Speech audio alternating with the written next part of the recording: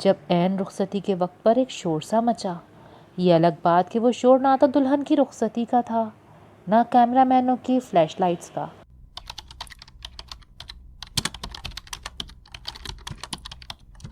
السلام علیکم everyone, I hope you are all doing well. Welcome to housewife tales. ایک طویل انتظار کے بعد آج میں آپ لوگوں کے سامنے آپ لوگوں کے فیوریٹ قسط وار ناول شام کی حویلی میں کی ایپیسوڈ نمبر 23 کے ساتھ حاضر ہوں۔ Let's get started. یار سن، بہت بری خبر ہے۔ کافی پھینکتے فرحان کے ہاتھ لمحہ بھر کو رکے۔ اس نے فون دوسرے کان سے لگا کر شانے اور کان سے دبایا۔ تیرا بھی یار ریکارڈ ہے، آج تک تو نے کبھی کوئی اچھی خبر نہیں سنائی۔ وہ جواباً فواد کا ہی مذاق اڑانے لگا۔ مذاق کی بات نہیں ہے یار، میرا دل بیٹھا جا رہا ہے، کیسے زبان سے بولوں، بات ہی ایسی ہے۔ وہ غیر معمولی حد تک سنجیدہ تھا۔ فرحان بری طرح چونک گیا۔ فواد سنجیدہ ہونے والی چیز کبھی بھی نہیں رہا تھا، تو اس وقت اسے کیا ہو رہا تھا؟ اور اب کتنا بور کرے گا؟ بول بھی دے، ایسا کیا سن لیا تو نے؟ کیا ہیروشیما پر پھر سے بمباری ہو گئی جو تیری سٹی گم ہو گئی ہے؟ وہ کافی کا مگ تیار کرتے ہوئے کچھ انجوائے کرتا ٹی وی کی طرف جانے لگا۔ ردا مر گئی فرحان، اور فرحان کے ہاتھ سے مگ چھوٹ کے نیچے جا گرا۔ اس کے سلیپر میں مقید پاؤں گرم کافی سے جل چکے تھے، لیکن جلن یا تکلیف کا کیسا احساس تھا جو محسوس ہی نہیں ہو رہا تھا۔ میں تیرا گلا دبا دوں گا آ کر ابھی۔ تو نے یہ بکواس کیا سوچ کر کہ الو کے پٹھے؟ وہ ہذیانی انداز میں گالیاں بکتا جا رہا تھا۔ مر گئی ہے وہ اپنے شادی کے جوڑے میں ہی، جسے تو اپنی زندگی کہتا تھا، وہ جواباً اور زور سے بولا تھا۔ فرحان انہی قدموں پر کرچی کرچی ہوئے مگ کے پاس فرش پر جیسے ڈھیسا گیا۔ ایسا تو اس نے مر کر بھی نہیں سوچا تھا۔ سوچا کیا، چاہا بھی نہیں تھا۔ اس نے تو صرف یہ چاہا تھا جسے چاہ رہا ہے بس وہی مل جائے۔ مگر زندہ یا مردہ؟ یہ تو اس نے کبھی خود سے نہیں پوچھا تھا۔ اسے ردا زندہ چاہیے تھی یا پھر مردہ؟ ورنہ وہ یہ سارا گندا کھیل جماتے ہوئے یا گھٹیا بساط بچھاتے ہوئے ذرا دیر کو تو سوچتا۔ یار تو جانتا ہے نا ردا میرے لیے کیا ہے پھر ایسا مذاق؟ تجھے خوف خدا بھی نہیں، شرم بھی نہیں، دوستی کا احساس لحاظ کچھ بھی نہیں۔ وہ اب ٹوٹے پھوٹے بے ربط لہجے میں بول رہا تھا۔ میرے بس میں ہوتا تو میں یہ خبر بھی تجھے نہ دیتا۔ فواد شرمندہ دکھی لہجے میں کہہ رہا تھا۔ اسے فرحان کی حالت کا اندازہ بھی ہو رہا تھا اور شدید دکھ بھی، مگر اس کے بس میں کچھ تھا ہی نہیں۔ اسی لیے تجھے سمجھاتا تھا، منت کرتا تھا یار اتنا آگے نہ جا، ایسے نہ کھیل اس جیتی جاگتی زندگی سے۔ اسے احساس ہو رہا تھا کہ فواد اسے کیا کہہ رہا ہے۔ اس نے خودکشی کر لی؟ اس نے عجیب سے لہجے میں پوچھا۔ میرے لیے نا؟ آنکھیں مونتا وہ سرشار سا تھا۔ نہیں، ہارٹ فیل ہوا ہے اس کا۔ ڈاکٹر نے کہا اس کا دل بہت کمزور تھا اور وہ مسلسل کسی دباؤ میں تھی۔ بالآخر اس کا دل یہ پریشر، یہ دباؤ سہ نہیں سکا تو… یار میرا تو دل غم سے پھٹ رہا ہے۔ آج اس کی شادی تھی، وہ شادی کے جوڑے میں تیار تھی۔ اس کا شوہر، اس کے گھر والے، اس کے ماں باپ، بہن بھائی، کیا بیت رہی ہوگی ان سب کے دلوں پر؟ فواد بات کرتے کرتے شاید رو ہی تو پڑا تھا، اور فرحان تو گمسم جیسے بولنا بھول گیا۔ وہ یوں زمین پر بیٹھا تھا جیسے رضا کی میت اس کے سامنے پڑی ہو۔ بولنا، کیوں کیا تو نے ایسا اس کے ساتھ؟ اس کا کیا جرم تھا؟ تجھ سے ذرا سی محبت ہی تو کی تھی۔ شریف معصوم لڑکی کو تو نے اتنی بڑی سزا دے دی۔ فرحان تو میرا دوست ہے، میں تو تجھے کچھ نہ کہہ سکوں، لیکن ردا کی جوان میت تیرے لیے عمر بھر کا پچھتاوا بن جائے گی۔ تجھے کہیں چین نہیں ملے گا۔ بہت برا کیا تو نے یار، بہت برا۔ فواد بری طرح سے ٹوٹا ہوا تھا، اور دوسری طرف فون سنتا فرحان اب قدرے پرسکون فرش پر بکھری کرچیاں سمیٹ رہا تھا۔ اس کا انداز تسلی بھرا تھا۔ یار وہ ذرا سی محبت نہیں تھی، وہ تو میری، اس کی کل کہانی، کل کائنات تھی۔ دیکھو تو ہم دونوں ہی اپنی اسکول کہانی میں کتنے ایماندار نکلے۔ اس کے لہجے میں ذرا بھی ملال نہیں تھا۔ فواد کچھ چونک سا گیا۔ اس نے بے وفائی تو نہیں کی نا؟ مجھ سے محبت کی تو نبھائی بھی، وہ جیتے جی کسی اور کی نہیں ہوئی۔ تم اسے ذرا سی محبت کہہ کر ہماری لازوال محبت کی توہین تو نہ کرو۔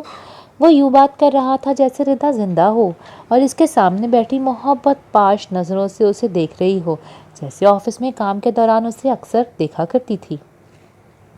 پاگل ہو گیا ہے کیا تو؟ اور تو اسے بے وفائی کہے یا بے لحاظی؟ بہتر ہے تو میرا فلیٹ آج ہی خالی کرتے۔ پولیس تیرے پیچھے لگی ہے، اب ردا کا باپ نہیں چھوڑے گا تجھے۔ اسے تجھے کسی خبر سے نکالنا پڑے نا تو بھی ڈھونڈ نکالے گا۔ فواد تیز تیز بولتا گیا اور فرحان زور زور سے ہنسنے لگا۔ ہنس مت، چیخ، اپنے گلے پھاڑ، کپڑے پھاڑ، ماتم کر، کچھ کر، لیکن تجھے آج ہی میرا فلیٹ خالی کرنا ہے۔ میں تجھ جیسے بے حس خود غرض انسان سے مزید دوستی نہیں نبھا سکتا۔ وہ چیخ رہا تھا۔ کرچیاں فرش سے سمیٹی جا چکی تھیں۔ چیختا کیوں ہے؟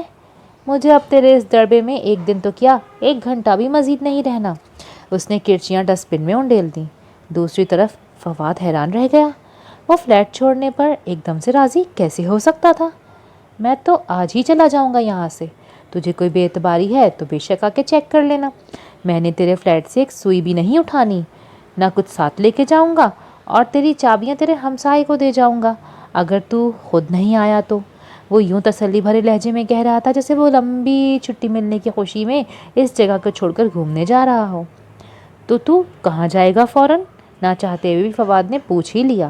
جہاں سے آیا تھا وہیں جاؤں گا، جہاں سب جاتے ہیں، وہ کھوئے کھوئے سے انداز میں اطمینان سے کہہ رہا تھا۔ کہاں جائے گا؟ فواد حیران ہوا۔ باہر کوئی زور زور سے دروازہ پیٹ رہا تھا۔ بیل بھی دیوانہ وار بجے جا رہی تھی۔ فرحان ساکت کھڑا بجتے چیختے دروازے کو دیکھ رہا تھا۔ دروازہ بج رہا ہے اور بیل بھی ہو رہی ہے۔ کون ہے باہر؟ دیکھو تو جا کر۔ فواد وہ سارا شور سن چکا تھا۔ تم چابیاں آ کر لے جانا، وہ انسنی کر کے بولا۔ خدا حافظ۔ دوسری طرف سے لائن کٹ گئی تھی۔ فرحان یار بات تو سن۔ میں آ رہا ہوں، ابھی آدھے گھنٹے میں پہنچ رہا ہوں، وہ بے جان لائن سے بولے جا رہا تھا۔ پریشانی میں فون بند کرتے وہ تیزی سے گاڑی کی چابیاں اٹھا کر باہر کی طرف لپکا۔ خوشیوں بھرا گھر ماتم کدا بن چکا تھا۔ کہانیوں فلموں میں چلی ہوئی لائن کبھی اتنی تکلیف دہ، اتنی اذیت ناک نہیں ہو سکتی جتنی حقیقت ہوتی ہے، اور حقیقت تو بہت اذیت ناک تھی۔ اس کی جیتی جاگتی گڑیا جیسی بیٹی، جسے صبح آخری صبح بہت پیار بھرے انداز میں اس کے مہندی لگے ہاتھوں کو بوسہ دے کر اٹھایا تھا، اس کی فراخ دودھیا سی پیشانی کو چوما تھا، اور اس کی سرمئی سرخ ٹولوں والی نشیلی آنکھیں جنہیں چاہنے کے باوجود وہ نظر بھر کے نہیں دیکھ پائی تھی کہ کہیں اس کی اپنی ہی نظر نہ لگ جائے۔ اسے کیا پتا تھا کہ بدقسمتی کی حریص نظریں پہلے ہی اس کی منموہنی بیٹی کی خوشیوں کو لگ چکی ہیں۔ وہ جو سرخ جوڑے میں دلہن بنی تیار تھی، اسے کیا خبر تھی وہ رات جو اس کی سہاگ کی سیج پر آنے والی تھی، سفید کفن میں قبر کی ٹھنڈی سیاہ سیج پر گزرنی تھی۔ سونیا کا دل پھٹا جا رہا تھا، اور اسے اپنے دل کی سخت جانی پر شدید حیرانی تھی کہ یہ اب تک دھڑک کیوں رہا تھا، پھٹا کیوں نہیں، اور اس کا دماغ ابھی بھی سب کچھ جانتے بوجھتے زندہ ہے۔ جب ردا مر چکی ہے، اس کی ہر دل عزیز راش دلاری بیٹی اور اس کے پہلوٹی کی اولاد، اس کا پہلا عشق اس فانی دنیا سے منہ موڑ چکا ہے، تو وہ خود کیوں زندہ ہے؟ شادی والے اس ماتم کدے میں بہت رش تھا۔ اس جواں مرگ کی خبر جس کان تک پہنچی، وہی آخری بار اس دلہن کو دیکھنے ضرور پہنچا تھا جو اپنی حقیقی ملن کو جا رہی تھی۔ سب اندر باہر آ جا رہے تھے، سب کے چہروں پر جیسے موت نے اپنی زردی کی ایک ایک چٹکی چھڑک دی تھی۔ پیلے، زرد، شدید دکھی دل اور چہرے لیے سب موجود تھے، مگر پھر بھی سونیا کو لگ رہا تھا وہ اس بڑے سے ماتم کدے میں ردا کے ساتھ بالکل اکیلی ہے۔ اس کا سرخ جوڑا اتار دیا گیا، سفید بے رنگ کفن جس پر خوشی کا رنگ اب کبھی نہیں چڑھ سکتا تھا، اس نے اتنی جلدی سرخ جوڑا اتار کر سفید رنگ اوڑھ لیا تھا۔ کیا کسی دلہن کا دل اتنی جلدی اپنے عروسی جوڑے سے بھر سکتا ہے؟ اور وہ سفید جوڑے میں بھی سفید گلاب کی طرح کھل رہی تھی۔ موت کے وقت اس کے چہرے پر جو زردیاں، جو سفیدیاں نیلاہٹیں اس کے چہرے پر کھلی تھیں، اب وہ سفید کفن کے پھر سے گلابیوں میں بدل گئی تھیں، اور دیکھنے والے کہتے تھے کہ کسی نے آج تک اتنی حسین میت دیکھی تھی، نہ ایسی حسین دلہن جو سفید لباس میں تھی۔ سونیا نے اس سارے دورانیے میں ایک بار بھی اپنی پلکیں نہیں جھپکی تھیں، کہیں ردا کا معصوم چاندی سے دھلا چہرہ اس کے نظروں سے اوجھل نہ ہو جائے۔ مگر اب اس چاند چہرے کے اوجھل ہونے کا وقت آ گیا تھا۔ زینب سونیا کو اپنے باہوں میں جکڑے بیٹھی تھی جب عین رخصتی کے وقت پر ایک شور سا مچا۔ یہ الگ بات کہ وہ شور نہ تو دلہن کی رخصتی کا تھا، نہ کیمرہ مینوں کی فلیش لائٹس کا، نہ دودھ پلائی کی رسم میں جھگڑے نوک جھونک کا، نہ جوتا چھپائی کا، نہ ہی عارضی مصحف کا۔ یہ شور تو کلمہ طیبہ کی بلند ہوتی صداؤں کا تھا، جن سے سونیا کا ننھا سا دل سہم کر سینے میں ہی جکڑ گیا تھا۔ اس نے دونوں ہاتھوں اور بازوؤں سے ردا کے بے جان وجود کو، جسے سرخ کامدانی دوپٹے میں چھپا دیا گیا تھا، چھپا لیا۔ ردا، میری جان، میری گڑیا، میں اپنی لاڈلی کو کہیں نہیں جانے دوں گی، کوئی نہیں لے کے جائے گا اسے، سلیمان بھی نہیں۔ اور سرہانے کھڑا سلیمان ہچکیوں سے روتا تھا۔ اس بے وفا دلہن کی بے وفائی پر اس کے آنسو رک ہی نہیں پا رہے تھے، جس نے رات بھر اس سے وفا نبھانے کے وعدے کیے تھے۔ آج ملن کی آس کی ڈور اس کے ہاتھ میں تھما کر خود انجان دیس کے سفر پر انجان راستوں کی راہی بن گئی تھی۔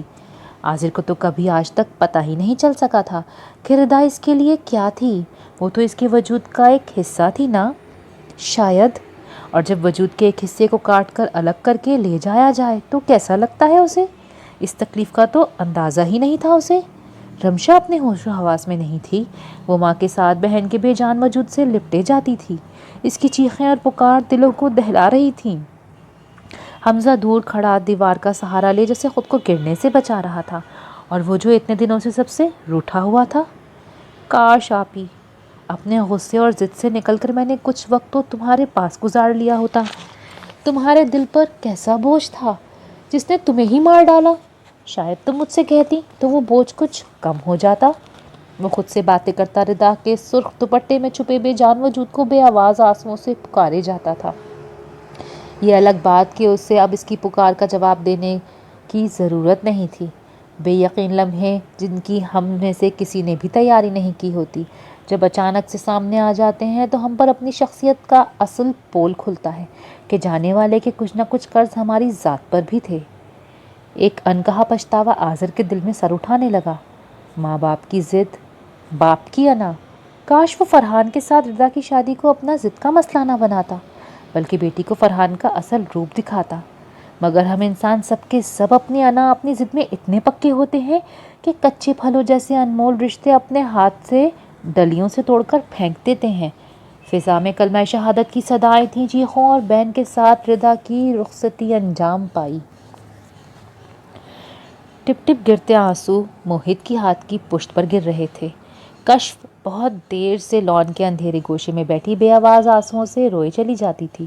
جب تدفین کے بعد واپس آتے ہوئے موہت کی نظر اس پر پڑی، سونیا کی حالت خراب تھی۔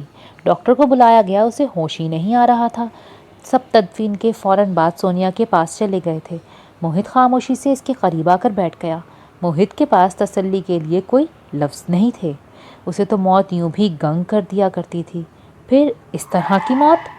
موت اسے کئی سال پیچھے لے جاتی، جہاں ایک چھوٹا سا بچہ مرے ہوئے باپ کی ڈیڈ باڈی کو تلاش کر رہا ہے۔ اسے رونے کے لیے، آنسو بہانے کے لیے مرا ہوا وجود نہیں مل پا رہا تھا، اور اتنے سالوں کے بعد وہ اندر ہی اندر جمے ہوئے آنسو کبھی نہیں پگھلا سکا تھا۔ مگر آج ردا کی جوان موت نے ان جمے ہوئے آنسوؤں کو بھی پگھلا دیا تھا۔ اس کا نرم و نازک وجود کالی مٹی کے حوالے کرنے والا تو نہیں تھا، پھر بھی اسے منو مٹی تلے دبا دیا گیا۔ اس کا دل، پتھر دل کیوں نہ پگھلتا؟ بس کرو کشف، مت رو اتنا۔ وہ بہت دیر بعد اس کے نہ رکنے والے آنسوؤں کے سامنے بے بس ہو کر فقط یہی کہہ پایا تھا۔ ارد گرد تاریکی بڑھتی جاتی تھی۔ شادی کے لیے لگائی گئی پارٹی لائٹس سب بجھا دی گئی تھیں۔ لان میں بے ترتیب کرسیاں، میزیں، برتن، پھولوں کی مسلی ہوئی پتیاں، رنگین پنیاں، جانے کیا کیا بکھرا ہوا تھا۔ مجھے لگتا ہے میرے ساتھ بھی ایسا ہی ہونے والا ہے، اس نے بہت دیر بعد سر اٹھا کر ایک دم سے کہا تو موہت کو جیسے سکتہ ہو گیا۔ اس کی سرخ سوجھی ہوئی آنکھیں، ناک اور متورم چہرہ وہ زیادہ دیر اس کی سوگوار آنکھوں میں دیکھ بھی نہیں سکا۔ ایسا نہیں سوچتے، اس نے کشف کا ہاتھ پکڑتے ہوئے نرمی سے کہا۔ میرے سر پر ہاتھ رکھ کر کہیں، کیا میرے ساتھ ایسا نہیں ہونے والا؟ وہ بری طرح سے پگھلی ہوئی تھی۔ نہیں، وہ قطعیت سے بولا، دنیا کے سب مرد جھوٹے اور منافق ہیں، میں صرف اتنا یقین رکھتی ہوں۔ وہ نفرت سے اس کا ہاتھ جھٹک کر اٹھ کر جانے لگی۔ موہت نے اس کا ہاتھ پکڑ لیا۔ مجھے نکال دو ان سارے مردوں سے، وہ مضبوط لہجے میں کہتا اس کی آنکھوں میں جھانک کر بولا۔ آپ کی وجہ سے ہی تو دنیا کے سارے مردوں سے اعتبار اٹھ گیا ہے میرا، وہ بھی جواباً بے خوفی سے اس کی آنکھوں میں دیکھ کر بولی تھی، اور کچھ بے بسی سے وہ اسے دیکھنے لگا۔ میں تمہارے ساتھ ہوں کشف، ہمیشہ، وہ آہستگی سے اسے یقین دلانے والے انداز میں بولا۔ اس سے بڑا جھوٹ اگر کوئی بول سکتے ہیں تو وہ بھی بول دیں، وہ تن سے نگاہیں جما کر بولی۔ محبت اگر جھوٹ ہے تمہارے نزدیک تو یوں ہی صحیح۔ اس نے بھی اصرار سے گریز کیا تو کشف کے آنسو کچھ اور روانی سے بہنے لگے۔ یار میں کیسے سمجھاؤں تمہیں، میں ایسا نہیں ہوں جیسا تم سمجھتی ہو۔ وہ بے بسی سے ہار کر رہ گیا۔ آپ ویسے بھی نہیں ہیں جیسا میں نہیں سمجھتی، وہ تڑپ کر بولی۔ اچھا جو سمجھنا ہے سمجھو، لیکن پلیز اندر تو چلو، یہاں بہت اندھیرا ہے، وہ اس کا ہاتھ تھام کر بولا۔ جتنا اندھیرا میرے اندر ہے نا، شاید اس سے زیادہ نہیں، آپ جائیں، وہ بے رخی سے کہہ کر رخ پھیر گئی۔ موہت کی سمجھ میں ہی نہیں آیا اسے کیا کرنا چاہیے۔ وہ چندنا میں کھڑے رہنے کے بعد جانے لگا اور دور کھڑا منصور ان دونوں کو یوں تنہائی میں دیکھ کر بمشکل اپنے طیش پر قابو پاتا اندر چلا گیا۔ وہ دلہن کے روپ میں سجی سوری سرخ جوڑے میں ملبوس اس کے سامنے کھڑی تھی۔ وہ دلہن بن کر اتنی حسین لگے گی ایسا تو اس نے کبھی نہیں سوچا تھا۔ وہ پلکے جھپکے بغیر اسے ہی دیکھے جاتا تھا۔ آؤ نا، آپ کیوں کھڑے ہو؟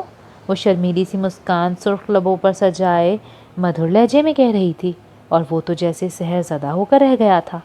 ایسا تو اس نے مر کر بھی نہیں سوچا تھا کہ ان کا ملن ہو جائے گا اور وہ خود ہی آ جائے گی سب کچھ چھوڑ کر، ٹھکرا کر۔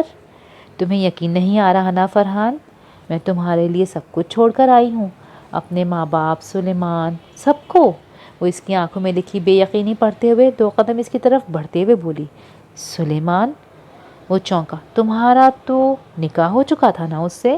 فرحان کے لہجے میں مجرمانہ شرمندگی تھی، وہ اسے دیکھتی رہی۔ بولو نا، پھر تم کیسے آ گئی؟ وہ کچھ بے قرار سا ہو کر آگے بڑھا تھا، وہ بس اسے تکے جاتی تھی۔ اس کی آنکھوں میں کیا تھا؟ محبت تھی؟ نفرت؟ عداوت؟ بے قراری؟ چاہت؟ یا مار ڈالنے کی حسرت؟ فرحان سمجھ نہیں پایا۔ اس کی نگاہیں لمحہ لمحہ سرد ہوتی جاتی تھیں۔ تم جانتے تھے نا میرا سلیمان سے نکاح ہو چکا ہے؟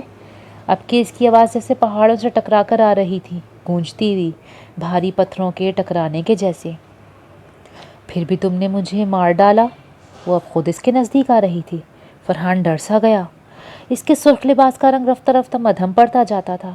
خزاں رنگ بجھا بجھا سرخ رنگ میں سرمئی اندھیرے گھل رہے تھے، اور ان اندھیروں سے پھوٹتی بے رنگ سفیدیاں اس کا لباس، اس کا چہرے، آنکھیں، حتیٰ کہ اس کے بالوں میں بھی سرائیت کر رہی تھیں۔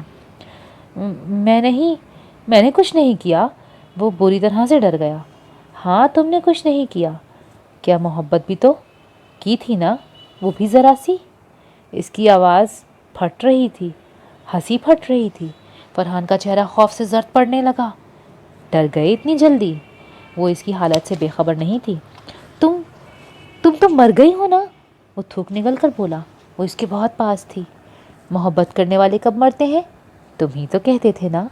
اس کا لباس اب مکمل طور پر سفید ہو چکا تھا۔ وہ کفن اوڑھے کھڑی تھی۔ ردا! اس کے گلے سے آواز نہیں نکلی۔ محبت کرنے والے تو امر ہو جاتے ہیں نا، اب تمہارے امر ہونے کا وقت آ گیا ہے فرحان، کیا تم ڈر رہے ہو؟ وہ بالکل اس کے پاس آ چکی تھی۔ باہر شور بڑھتا جا رہا تھا۔ آؤ چلیں، تمہیں امر کرنے آئی ہوں میں، ساتھ لینے، اب ہمیں کوئی جدا نہیں کر سکتا۔ یہی چاہتے تھے نا تم؟ آنکھیں بند کر لو، محبت سے ڈرو نہیں اور موت سے بھی نہیں، یہ تو بہت خوبصورت ہے، زندگی سے بھی زیادہ، جس میں کوئی ڈر خوف نہیں ہوتا۔ پھر ہم دونوں ساتھ ساتھ ہوں گے تو ڈر خوف کیسا، ہے نا؟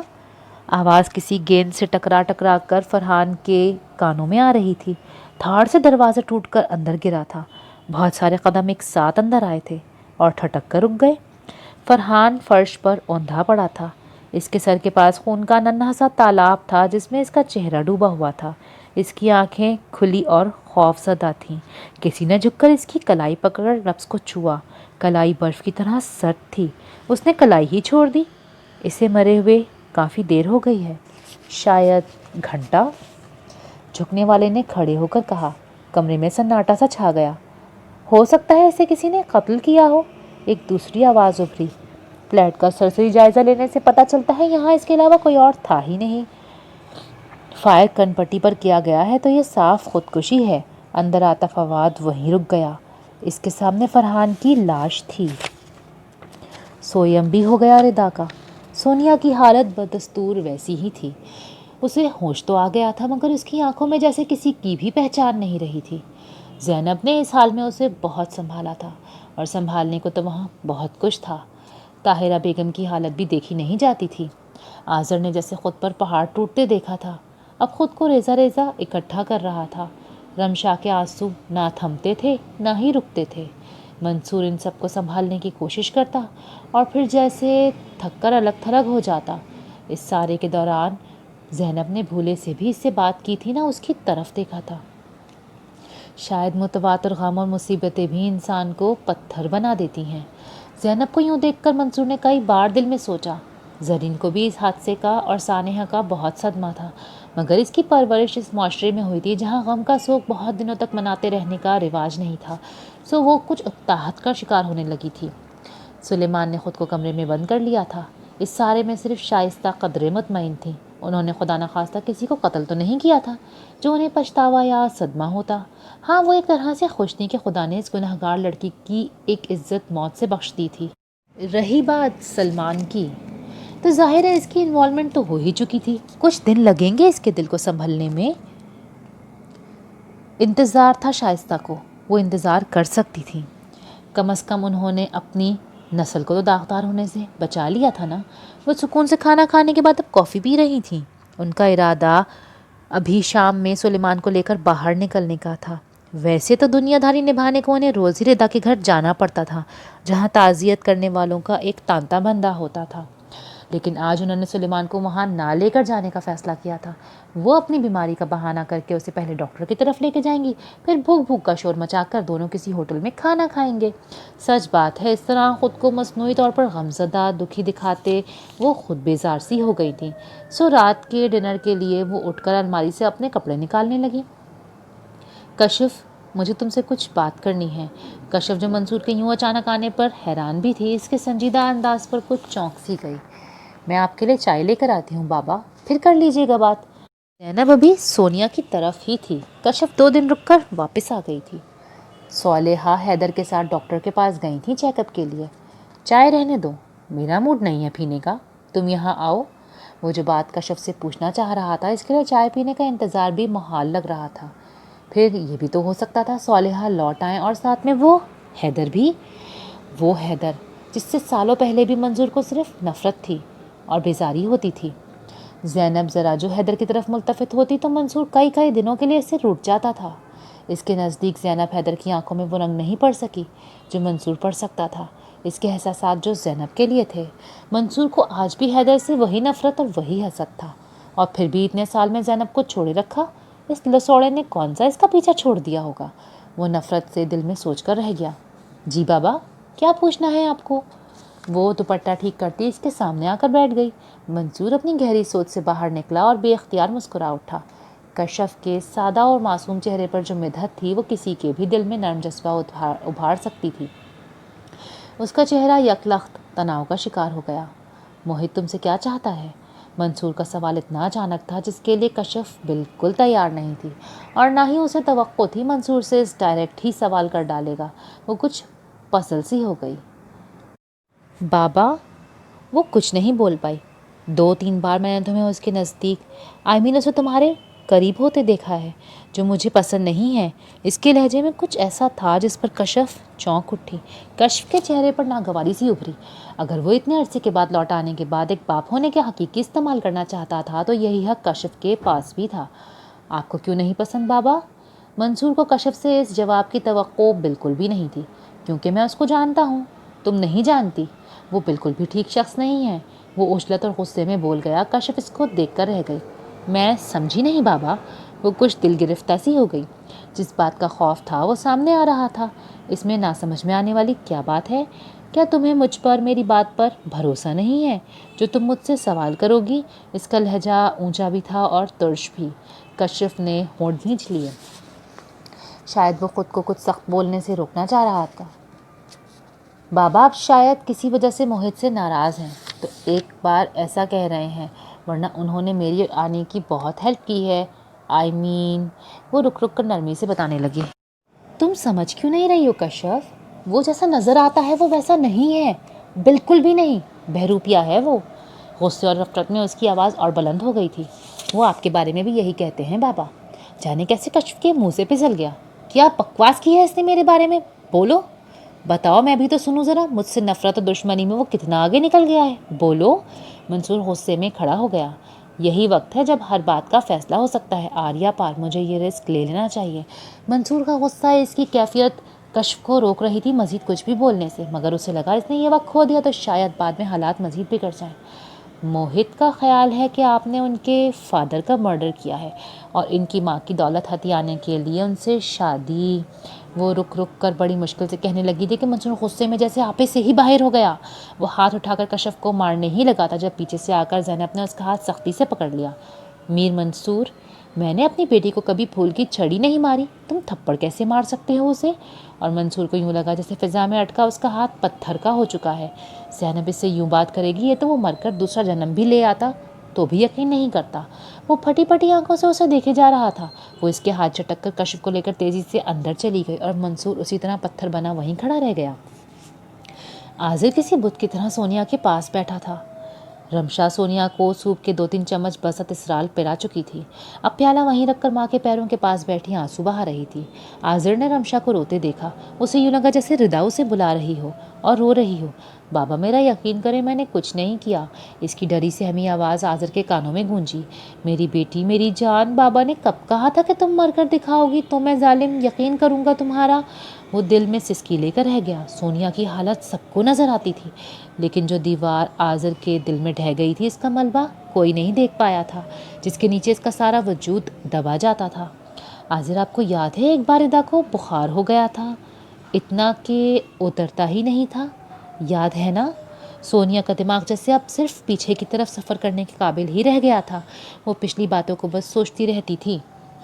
عاذر بے دھیان سا تھا، اور ڈاکٹر نے کہا تھا آپ کی بیٹی کا دل بڑا کمزور ہے، اس کا آپ نے ساری زندگی بڑا خیال رکھنا ہے، کبھی اسے کوئی بڑا دکھ رنج نہ ملے۔ مگر ڈاکٹر نے یہ تو نہیں بتایا تھا کہ اس کا دل اتنا کمزور ہے کہ عین اپنی شادی والے دن وہ سب سے روٹھ کر، سرخ اوڑھنی اوڑھ کر، سفید کفن پہن لے گی۔ وہ عاذر کے ہاتھ پکڑ کر کہے جاتی تھی۔ عاذر نے غم کی شدت دبانے کے لیے ہونٹ ہی بھینچ لیے۔ نہیں بتایا تھا نا ڈاکٹر نے، اس کو بتانا چاہیے تھا عاذر۔ وہ اب اسے جھنجھوڑ رہی تھی۔ صبر کرو سونیا، وہ اتنا ہی لکھ کر آئی تھی۔ وہ بمشکل خود کو سنبھالتا اتنا ہی کہہ پایا، جھوٹ! اس کی تو زندگی لمبی تھی، آپ کی ضد اور میری جھوٹی ممتا نے اس کی عمر کو کم کر دیا۔ 24 سال کی عمر میں بھی کوئی قبر میں جاتا ہے بھلا؟ آپ نے کیا سوچ کر اسے لحد میں اتارا عاذر؟ آپ اتنے سنگ دل کیسے ہو سکتے ہیں؟ وہ باقاعدہ رو رہی تھی۔ مما پلیز، آپ کی طبیعت بگڑ جائے گی۔ رمشا اسے سنبھالنے لگی۔ حمزہ کمرے کے کونے میں بیٹھا تھا۔ وہ بھی اٹھ کر ماں کی باہوں میں آ کر اسے پیار کرنے لگا۔ آنسو تو ان 3-4 دنوں میں ان میں سے کسی کے بھی نہیں رکے تھے۔ عاذر کا فون مسلسل بج رہا تھا۔ اس نے بمشکل خود پر قابو پاتے ہوئے پاکٹ سے فون نکال کر دیکھا۔ نمبر دیکھ کر وہ چند لمحے ہونٹ بھینچے سوچتا رہا، پھر کچھ فیصلہ کر کے اس نے کال ریسیو کرتے ہوئے کان سے فون لگایا۔ جی فرمائیے۔ اس کا لہجہ ترش اور کھردرا تھا۔ وہ ماتھے پر بڑلارے کچھ سن رہا تھا۔ سونیا اس سے بے نیاز ردا کے سرخ دوپٹے کو گود میں لیے سینے سے چمٹائی جا رہی تھی۔ اتنے دنوں میں سب کے لاکھ کہنے پر بھی اس نے دوپٹہ نہیں چھوڑا تھا۔ عاذر نے گہرا سانس لے کر فون بند کر دیا۔ مر گیا وہ مردود بھی، جس نے ہماری خوشیوں کو من و مٹی تلے دبا دیا۔ خودکشی کر لی اس شیطان فرحان نے۔ عاذر کے لہجے میں شدید نفرت تھی۔ سونیا جیسے پتھر کی ہو گئی، پھر دوپٹے کو سینے میں بھیج کر اونچا اونچا رونے لگی۔ وہ وہاں بھی چلا گیا، وہ مردود وہاں بھی چلا گیا، میری ردا کو تنگ کرے گا وہاں۔ ردا واپس آ جا میری بچی، میں تجھے اپنے اندر چھپا لوں گی، ساری دنیا سے بچا کر اپنے اندر چھپا لوں گی، آ جا میرے پاس۔ وہ دوپٹے سے اپنا چہرہ لگائے زور زور سے اونچا اونچا روئی جاتی تھی، اور تینوں بے بسی سے اسے دیکھ رہے تھے روتا ہوا۔ موہت وارڈ کا راؤنڈ لیتا اپنے آفس کی طرف چلا گیا۔ سسٹر پلیز ایک کپ کافی بھجوا دیں میرے آفس میں۔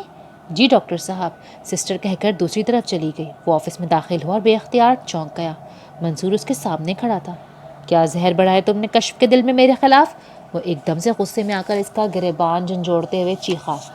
اپنے حواسوں میں رہے مسٹر، یہ میرا آفس ہے اور یہاں کیمرے لگے ہیں، ایسا نہ ہو کہ یہاں سے نکل کر حوالات کی سیر کرنی پڑ جائے آپ کو۔ وہ اس کے ہاتھ جھٹکتے ہوئے تنفر سے بولا۔ ویسے حوالات کی سیر بھی کوئی نئی بات ہوگی کیا آپ جیسے کرمنل کے لیے؟ اس کے لہجے میں نفرت تھی، تمسخر تھا۔ میں تمہارا منہ نوچ لوں گا۔ وہ پھر سے اشتعال میں آ گیا۔ ہمت ہے آپ میں اتنی؟ اور مسٹر منصور، مجھے وہ کمزور سا بچہ مت سمجھنا جس کو تم نے یتیم کیا اور اس کی ماں کو بھی اس سے چھین لیا۔ وہ اس کی آنکھوں میں دیکھ کر غرایا تھا۔ منصور کو لمحہ بھر کو تو ٹھنڈے پسینے آ گئے۔ بہت سالوں بعد اب آہستہ آہستہ تھکنے لگا تھا وہ۔ جب بھی موہت کا سامنا کرتا خود کو کمزور محسوس کرتا۔ موہت کی آنکھوں میں اس کے لیے جو کھلا چیلنج ہوتا تھا وہ موہت کو دیکھ کر منصور کو گھبراہٹ میں مبتلا کر دیتا تھا۔ وہ بے اختیار نظریں چرا کر رہ گیا۔ اس کی حالت دیکھ کر موہت کچھ سرد پڑ گیا۔ کیا کام ہے آپ کو مجھ سے؟ وہ بظاہر خود کو مصروف ظاہر کرنے کے لیے فائلیں الٹ پلٹ کر دیکھنے لگا۔ میری اور میری بیٹی کی زندگی سے نکل جاؤ، وہ جھک کر غصے میں بولا۔ اوہ اچھا فرمائشی پروگرام ہے؟ وہ اسی تمسخر سے بولا۔ یاد کریں بہت سال پہلے ایسی ہی درخواست فریاد میں نے بھی آپ سے کی تھی کہ میں اور میری ماں کی زندگی سے نکل جائیں، نکلے تھے آپ؟ منصور کچھ نہ بول سکا۔ وہ اس کی آنکھوں میں دیکھ رہا تھا۔ میں بہت کیلکولیٹڈ نہیں ہوں، لیکن زندگی کے کچھ معاملات ایسے ہوتے ہیں جنہیں حساب کتاب کے بغیر چھوڑا نہیں جا سکتا۔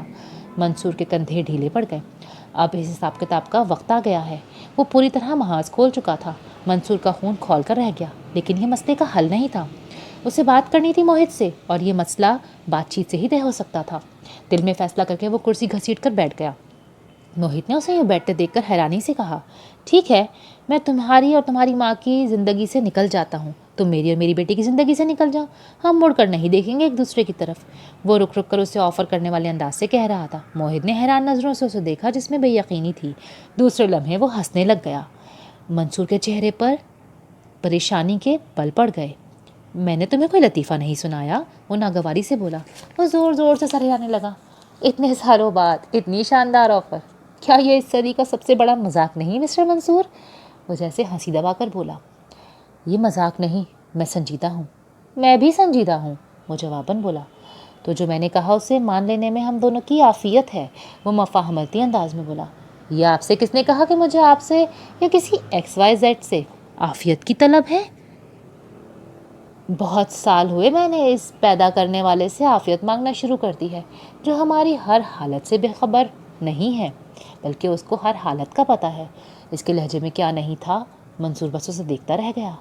اب یہ معاملہ آپ کے اختیار میں نہیں ہے، اسے کب شروع کرنا ہے اور کب ختم کرنا ہے اس کا فیصلہ اب میں کروں گا۔